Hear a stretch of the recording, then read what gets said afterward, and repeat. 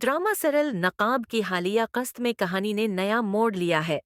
ईमान और बिलाल की शादी करीब आ रही है, लेकिन तैमूर और ज़ारा जैसे किरदार इस रिश्ते को तोड़ने की हर मुमकिन कोशिश में लगे हैं।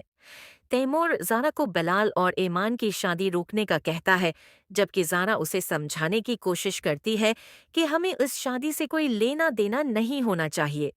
लेकिन तैमूर दूसरी तरफ ज़ारा और नासिर की साजिशें सामने आती हैं, जिनमें वो बिलाल के वालिद की मौत और जायदाद हथियाने की बात करते हैं।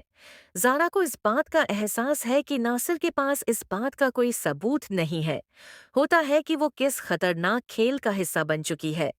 उनकी बातों से वाज़ेह होता है कि वो बिलाल को भी रास्ते से हटाने का मंसूबा बना रहे हैं। ईमान को इन बातों का शक हो जाता है और वो बिलाल से और भी ज्यादा करीब हो जाती है।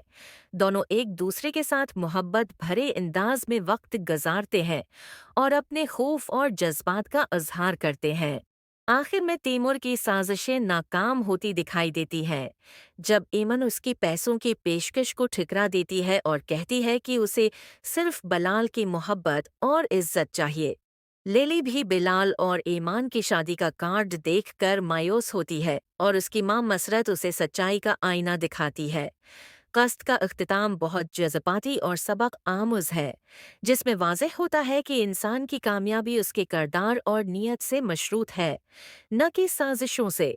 दूसरी तरफ ज़ारा और नासिर की साजिशें सामने आती हैं, जिनमें वो बिलाल के वालिद की मौत और जायदाद हथियाने की बात करते हैं। ज़ारा को इस बात का एहसास है कि नासिर के पास इस बात का कोई सबूत नहीं है। होता है कि वो किस खतरनाक खेल का हिस्सा बन चुकी है।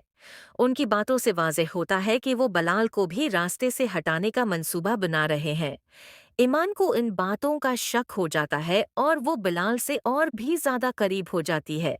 दोनों एक दूसरे के साथ मोहब्बत भरे अंदाज में वक्त गुजारते हैं और अपने खौफ और जज्बात का इजहार करते हैं।